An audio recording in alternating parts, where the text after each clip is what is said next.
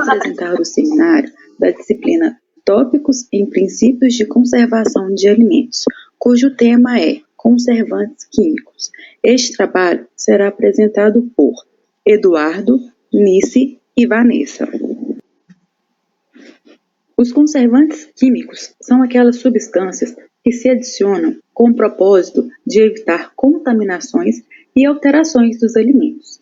Eles têm por objetivo reduzir ou eliminar a atividade microbiana e enzimática, e ainda impedir reações químicas causadoras de alterações prejudiciais aos alimentos. Alguns fatores influenciam a eficácia dos conservantes químicos, que são a sua concentração, tipo e quantidade de micro-organismos contaminantes, temperatura, momento de adição e propriedades físico-químicas, umidade, pH, tipo e concentração de solutos, entre outros. Um conservante químico ideal, ele deveria obedecer alguns requisitos, como atividade antimicrobiana de espectro largo, não tóxico para pessoas e animais, não ter influência no sabor nem no aroma do alimento original. Não existe um composto ideal tendo todos os conservantes químicos utilizados. Assim, os conservantes, eles podem ser divididos em 3 grupos, que são aditivos não definidos como tal pela lei. A exemplo disso, nós temos ácidos orgânicos naturais, como ácido lático, cloreto de sódio e açúcares. O ácido lático, eles atuam como agentes bacteriostáticos, que aumentam o tempo de latência dos micro-organismos e diminuem a taxa de crescimento. Agem diretamente sobre o metabolismo microbiano por acidificação intracelular. Já os açúcares e o sal, eles são utilizados como conservantes químicos devido à capacidade de reduzir a atividade de água. Assim, exerce uma ação prejudicial sobre o crescimento microbiano. O cloreto de sódio pode ser diretamente adicionado aos alimentos. A sua eficiência é diretamente proporcional à sua concentração e temperatura. Açúcares são utilizados em elevadas concentrações, como conservantes em leite condensado açucarado, frutas em conserva e bombons. No outro grupo, temos substâncias reconhecidas como inócuas, e para este grupo também serão apresentados 2 exemplos de conservantes. O primeiro é o sorbato de potássio. O sorbato de potássio, ele inibe o crescimento de bolores e mofos. Ele pode ser aplicado em uma variedade de comidas. Ele é regulado pela Anvisa, que garante um limite recomendável para a aplicação. O limite é a dosagem de 0,1 a 0,4% sobre o peso total de toda a matéria-prima utilizada. O outro conservante são os nitritos e nitratos de potássio. Eles são empregados na conservação de alimentos à base de carne. Estes sais, eles se decompõem formando óxido nitroso, que reage com hemopigmentos da carne, originando a nitrosomioglobina, que é responsável pela cor vermelha encontrada na carne e seus derivados. Por outro lado, ele tem contraindicações, porque ele tem capacidade de reagir com aminas secundárias e terciárias, formando nitrosaminas, que são conhecidas pelas suas propriedades cancerígenas. E o alimento na qual a sua atividade cancerígena parece ser maior é o bacon. Com isso, aconselha-se uma limitação para a utilização. Os aditivos autorizados para o uso como tal apenas podem ser utilizados após provada a sua inocuidade para o homem e para os animais. A resolução RDC número 397, de 25 de junho de 2020, autoriza os aditivos alimentares. Entre eles, temos alguns exemplos, que são a inclusão do aditivo alimentar ésteres graxos de sacarose INS 473 na função emulsificante, com limite máximo de uso de 7 gramas por 100 gramas, com as seguintes restrições: somente para suplementos fontes de ferro, somente para comprimidos, gomas, drágeas, tabletes, cápsulas gelatinosas, pastilhas e formas mastigáveis. E sozinho ou em combinação com os aditivos oligoésteres de sacaroses tipo 1 e tipo 2. Também tem a autorização de uso de mistura concentrada de tocoferóis, INS 307B, em misturas lácteas com adição de óleos vegetais mistos e ou óleo de peixe, na função antioxidante, com limite máximo de uso de 0,02 gramas por 100 gramas ou 100 ml.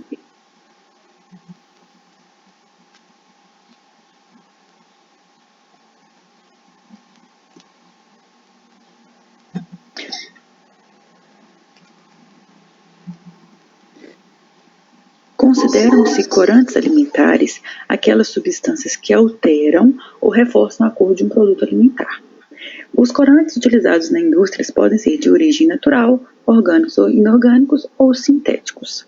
Os orgânicos de origem natural geralmente são extraídos de plantas, distinguindo entre eles a clorofila, que produz tonalidades verdes. A clorofila é encontrada nos cloroplastos de algumas células das plantas superiores, nas algas e em algumas bactérias.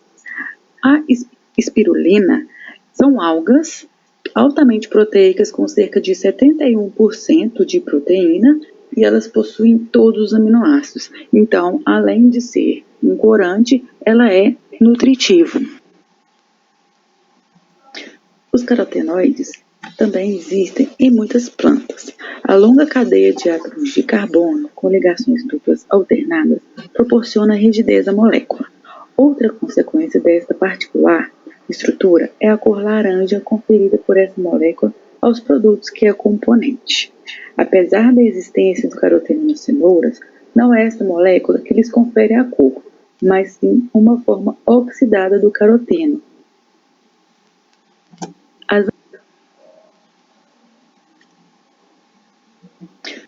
As antocianinas também são encontradas em muitas plantas superiores. As suas estruturas químicas podem variar entre as mais simples, com um pequeno número de substituintes, ligados aos anéis que compõem o esqueleto central deste tipo de compostos, até as mais complexas, com muitos ou maiores substituintes.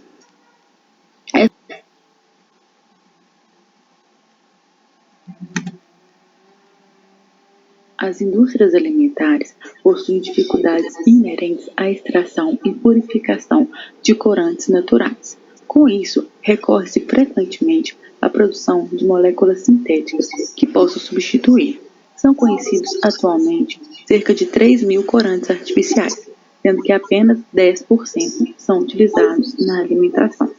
As vantagens da utilização de corantes sintéticos são a persistência das cores, a sua diversidade, a facilidade de regular a intensidade das cores, a sua elevada pureza e o baixo custo de produção em elevadas quantidades.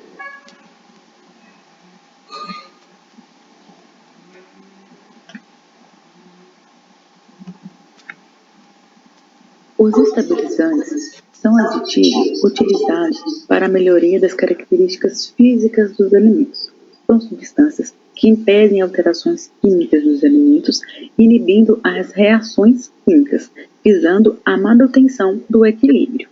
Entre as funções, contam-se a substituição das gorduras, a retenção de umidade e manutenção ou melhoria da textura. Ésteres de celulose são um exemplo de substâncias utilizadas como estabilizantes pela indústria alimentar. Certos alimentos, como os gelados ou sobremesas congeladas, são compostos por duas fases immiscíveis, sendo que uma fase é uma solução aquosa com várias substâncias, como o açúcar, e uma outra de gordura, que geralmente é a nata. Essas fases estão dispersas uma na outra, formando uma emulsão. No preparo desse tipo de alimento, se a congelação não for controlada, a solução aquosa começará a congelar a partir de alguns pontos de cristais. Se não existir um controle, o número de pontos de congelação será baixo. Consequentemente, os cristais crescerão demasiado, dando a origem a uma mistura de aspecto irregular.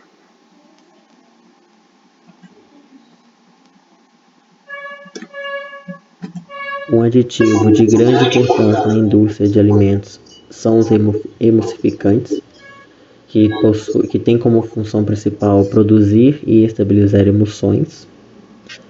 Uma emulsão é a mistura entre dois líquidos imersíveis, né, em que um deles se encontra na forma de finos glóbulos no seio do outro líquido.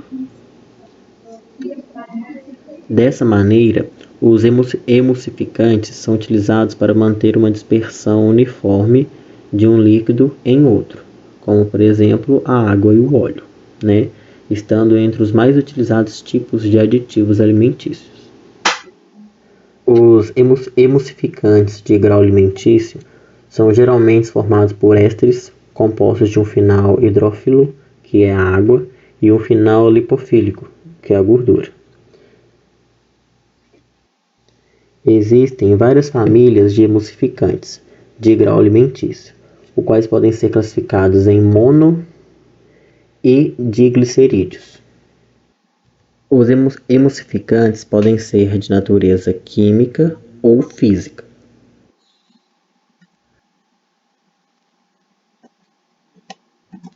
Dentre as diferentes funcionalidades dos emulsificantes, encontra-se a mais conhecida é a aeração.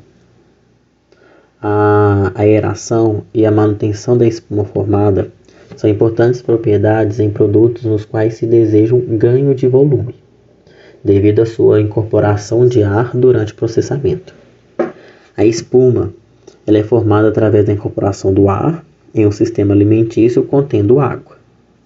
Quando se adiciona um emulsificante ao sistema com água, ele irá saturar a superfície do líquido até a tensão superficial ser reduzida a um valor muito baixo. A partir daí, a penetração de bolhas no líquido através da agitação é facilitada, garantindo uma maior aeração interna.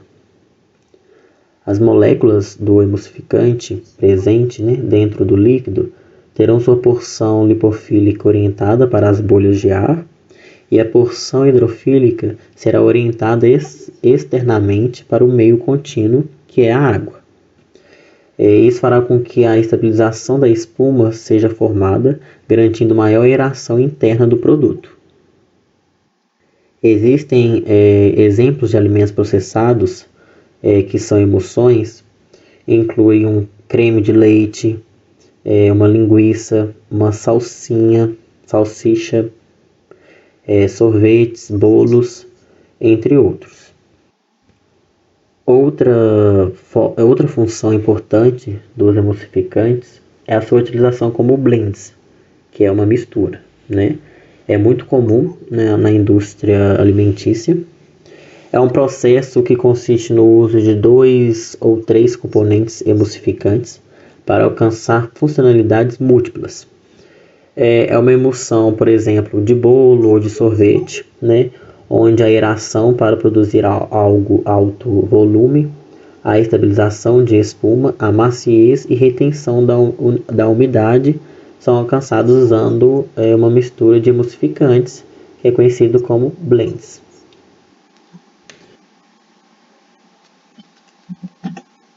Entre os diferentes tipos de emulsificantes, eu destaquei uns 6 tipos de emulsificantes presentes na produção, na indústria alimentícia. Entre eles tem a goma arábica, que é utilizada para óleos aromatizantes, concentrados de cola e cítricos para aplicação em refrigerantes.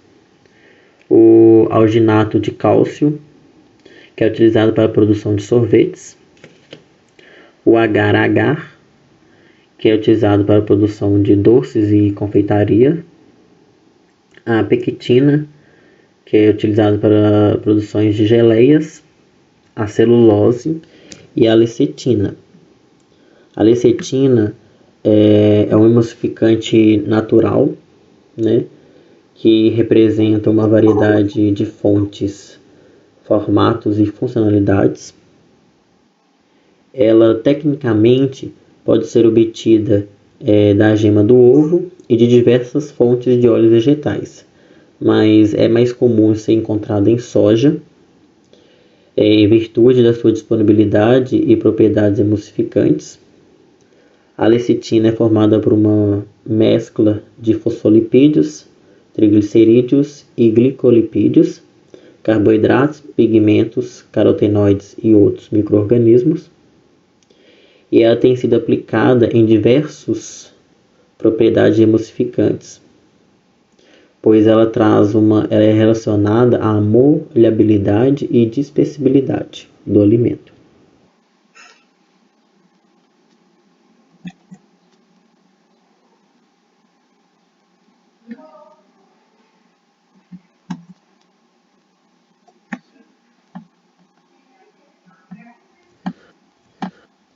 Bom, aí entra uma pergunta quais são os benefícios do uso dos emulsificantes na produção? Bom, eles possuem diversos benefícios, né?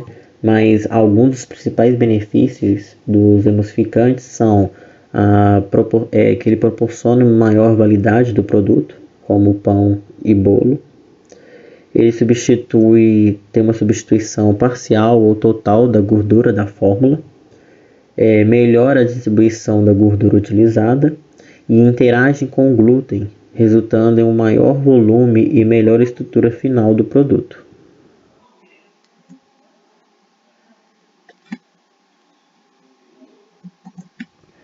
Bom, o antiespumante é um outro tipo de conservante químico, né? É um aditivo. São agentes químicos projetados para controlar a formação desnecessária da espuma durante processos industriais. Eles vêm de diversas formas, incluindo óleo mineral, silicone, orgânico natural e orgânico sintético. Os antiespumantes eles servem tanto para prevenir espuma ou para remover totalmente uma espuma. Em muitos casos, o mesmo aditivo pode desempenhar ambas as funções, né? Removendo a espuma que está presente na sua adição e em seguida evitando a formação de qualquer outra espuma. Existem diferentes tipos de antiespumantes, mas todos eles são essencialmente compostos de uma mistura sinérgica de sólidos e líquidos hidrofóbicos. Bom, para o uso de um antiespumantes em um sistema aquoso, é geralmente aplicado na forma de uma emulsão ou uma dispersão, contendo um sistema tensoativo, né, que irá permitir a emulsificação dos componentes hidrofóbicos no meio. Geralmente, não é necessário, quando um processo desse, a aplicação em sistemas não baseados em água, e pode simplesmente ser um componente líquido hidrofóbico ou sem o sólido hidrofóbico. Bom, dentre os diversos tipos de antiespumantes, eu citei dois, que é o silicone e o dióxido de carbono. Ambos têm funções diferentes, são antiespumantes, mas com finalidades diferentes. O dióxido de carbono ele serve para estabilizar a espuma formada. Já o silicone ele vai impedir que haja formação de espumas. Os fluidos de silicone eles são muito utilizados, pois são quimicamente inertes, né, que resultará em menos odor e resíduos nos sistemas em que são aplicados. Isso particularmente é adequado, né, para o uso na indústria de alimentos e bebidas, onde o sabor não será afetado. Aí vem uma pergunta, por que a utilização de um antiespumante? Bom, a espuma ela pode causar vários problemas, né, em qualquer processo onde ela estiver presente. Dentre os problemas, pode-se citar a redução, né, da capacidade de produção, ocupando o volume de produção, pode aumentar o tempo de processamento, diminuir a eficiência da limpeza, né, ou aumentar o tempo de limpeza devido ao derramamento, à bagunça que a espuma pode fazer na hora do processamento, e pode transbordar vasos, causando perda de produto ou possível contaminação, e pode até também ressaltar em danos ao equipamento de produção por entupimento de filtros ou linhas de distribuição.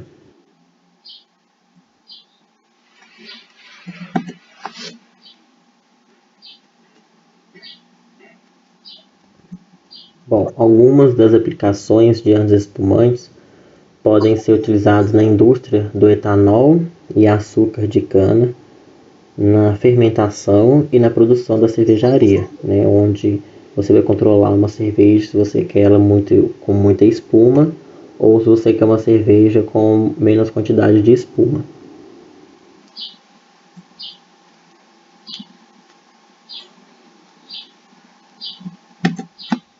Bom, os gasificantes é utilizado quando se pretende formar gás, né, num determinado produto alimentar, não podendo, para tal efeito, recorrer à ação das leveduras microbianas.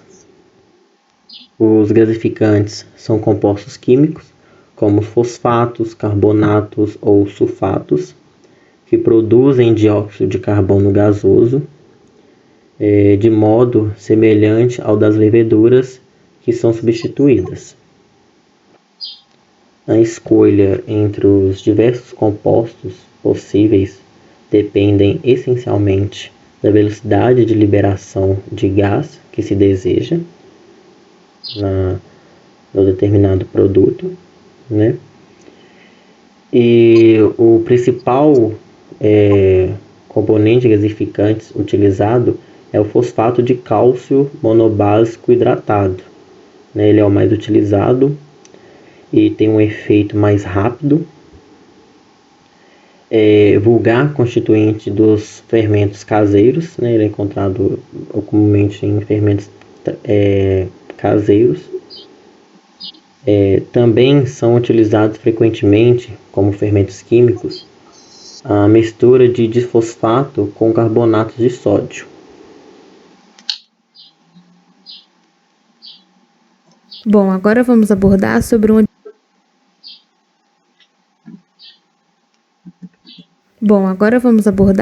aditivo alimentar que ele é comumente utilizado na indústria de alimentos com o intuito de melhorar ou modificar as características organolépticas do produto.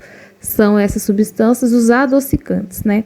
Após ele se adicionar o adocicante no alimento, ele vai ter o intuito de conferir um sabor doce, ou intensificar aquele sabor doce. Ele também vai dar corpo e vai aumentar o valor energético daquele produto. Bom, a gente tem os adocicantes de origem natural e de origem sintética.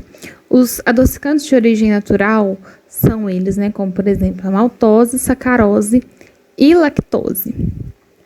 Porém, atualmente está sendo mais empregado na indústria de alimentos uma mistura de D-glucose e D-frutose obtida por via enzimática a partir do amido de milho. Essa mistura ela tem um maior poder adocicante que a sacarose e tem equivalentes qualidades nutricionais e também custo-benefício maior. Então, assim, ela está sendo mais empregada em bebidas e gelados. A gente tem também os adocicantes artificiais, como a sacarina, que tem também sido desenvolvido sobretudo para a utilização de pessoas que têm diabetes, né? E pessoas que estão acima do peso, como as pessoas obesas.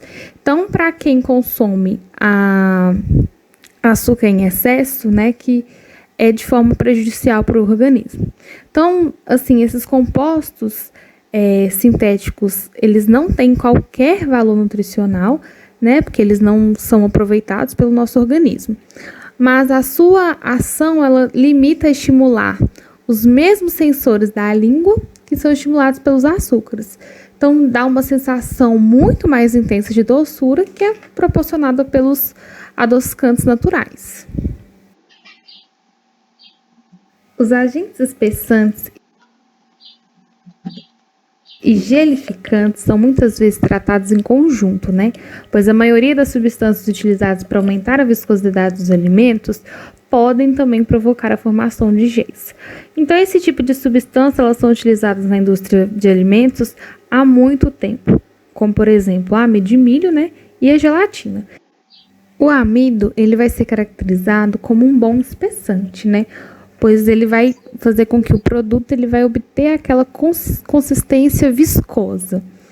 Então, assim, desde que ele vai estar em condições normais, mas também ele tem um contra, que é provocar a perda de líquido quando o alimento ele é descongelado. Então, assim, esse fato vai conduzir que você pode utilizar outros produtos, né, com melhores propriedades do que esse amido, embora com características nutricionais semelhantes, como, por exemplo, amido acetilado e fosfato de amido. A gelatina, ela é obtida a partir de subprodutos animais. Então, tem a desvantagem de, apesar de gelificar em baixa temperatura, tendo que recorrer, né, a alternativas, se pretende obter um gel a temperatura ambiente ou mesmo temperaturas mais elevadas, a gelatina não vai conseguir fazer isso. Bom, outros compostos, né, obtidos a partir de vegetais ou micro-organismos são também utilizados como espessantes ou gelificantes. Então, são normalmente utilizados em alimentos de baixo teor calórico, porque o seu volume nutricional ele vai ser nulo, né? Então, a sua função é de aumento do volume do conteúdo intestinal e a velocidade de trânsito. Tem um exemplo desses compostos, são os alginatos, né, utilizados em conservas, compotas, doçaria, e as pectinas, que são os mais baratos espessantes, né, depois do amido, são utilizados principalmente na elaboração de compotas também, e têm vantagens do ponto de vista da saúde ao diminuir a velocidade de incorporação da glucose na corrente sanguínea e provocar também uma redução do colesterol, sobretudo, né, o LDL e o VLDL. Bom, os antioxidantes, comumente utilizados na indústria de alimentos, eles têm o intuito de impedir as reações de oxidação. Esses compostos eles vão atuar através de 3 mecanismos distintos. Um deles vai ser detendo a reação em cadeia, né, já desencadeada. Outro vai ser eliminando o oxigênio absorvido ou dissolvido no alimento, né? Ainda aquele que presente no espaço vazio de embalagens ou chamado espaço de cabeça. Também vai ser eliminando os metais, ferro, cobre, né? Que facilitam, né, na oxidação. Bom, um fator importante também é que esses agentes antioxidantes, ao travar as reações de oxidação, eles são destruídos, não sendo, portanto, totalmente eficaz, né, para contrariar definitivamente a oxidação de um produto. Então, os compostos mais vulgarmente utilizados como antioxidantes pela indústria, né, de alimentos são os ascorbatos, os tocoferóis e os galatos. O ácido ascórbico, popularmente conhecido como vitamina C, ele é comumente utilizado na indústria alimentar. Então, ele é adicionado, né, a um produto com o propósito de impedir oxidações. Só que o ácido ascórbico também ele é utilizado na indústria para enriquecimento do produto, para com que aquele produto ele seja enriquecido com vitamina C. Mas se a indústria utiliza o ácido ascórbico como antioxidante, é interditada a sua publicação como enriquecimento daquele produto em vitamina C. Assim como o conjunto de tocoferóis, né, que vai dar, popularmente também conhecido como vitamina E, ele é utilizado como antioxidante que não autoriza a menção no alimento também de enriquecimento em vitamina E. Então, ou seja, se você utilizou o tocoferol como antioxidante, você não pode publicar que ele está enriquecendo o produto com vitamina E. E na sua forma natural, né, de mistura de isômeros, eles são abundantes nas gorduras vegetais não refinadas. Eles podem também, né, ser obtidos a partir de síntese química. Dos 3 isômeros, né, de tocoferol, a gente tem o E309, que é aquele que possui a maior atividade de antioxidante. A gente tem o gama e o alfa, que em ordem inversa da eficácia como vitamina, né? E como a sua solubilidade está limitada aos lipídios, a sua utilização ela é restrita aos alimentos que, vamos dizer assim, são gordos, né? Como azeites e outros óleos alimentares. Então, nas gorduras, né, utilizadas em frituras, esse antioxidante como o tocoferol, eles vão ser rapidamente consumidos. Daí é comum, né, a utilização conjunta com antiespumante, os que diminuem, né, o contato de gordura com ar. Então, assim, os compostos são muito eficazes na proteção também de outros tipos de vitamina, como a vitamina A também, que é contra, né, oxidações. Bom, os antioxidantes vão ser comumente, né, encontrados ali e utilizados na indústria de alimentos em derivados de carnes, vegetais em conservas, bebidas, produtos de pastelarias e assim, muitos outros.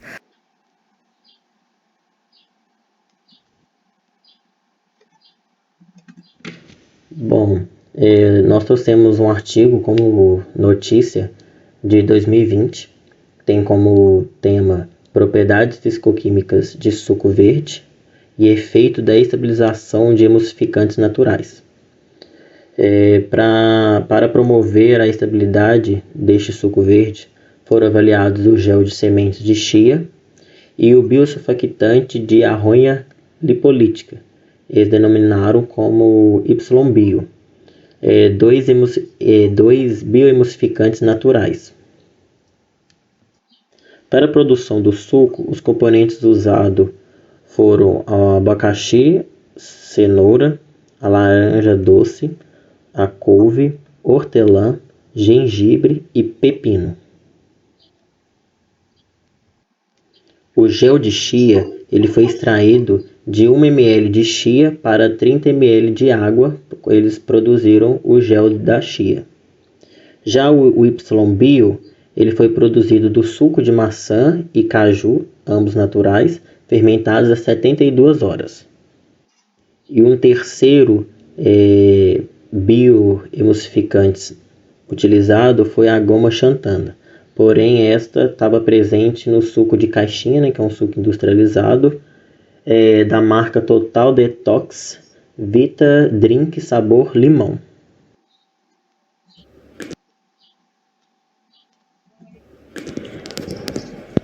Os resultados de discussão. A formulação do suco verde foram feitas 3 receitas diferentes e mostradas como na figura 1. Na figura A, é possível notar, visualmente por degustação, que o suco verde 1 tinha uma consistência grossa, que dificultava a deglutição. Isso se deve à presença de muita fibra. No suco B, o suco foi filtrado. Ele tinha o melhor sabor e era visualmente mais aceitável como suco. No entanto, a cor era amarelada, o que não é satisfatório para um futuro suco verde comercial. Essa cor se deve provavelmente à presença de cenoura. Então, foi feito o segundo suco, que é o da figura C, e esse suco ele é sem a cenoura. E a figura D foi feito um outro suco, que é o suco 3. O suco C e D, eles são visualmente mais aceitáveis. É possível notar que o aparecimento de suco desintoxicante comercial não era natural e verde, como era esperado para um suco desintoxicante. Para avaliar quantitativamente a estabilidade do suco verde, foi medido o índice de decantação, o DI, apresentado na tabela 3.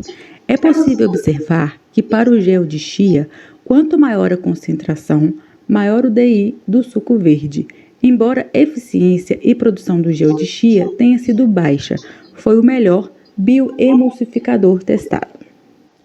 Com isso, conclui-se que o gel de chia foi capaz de manter uma característica homogênea para a formulação de suco verde, reduzindo o índice de decantação que promovia a integridade física à bebida. O biosurfactante produzido por YBio também reduziu o DI com a concentração de 2 mg por ml. Os surfactantes não sintéticos testados são compostos potenciais a serem utilizados para estabilizar os preparos alimentares e formulações mais especificamente líquidas, como os sucos.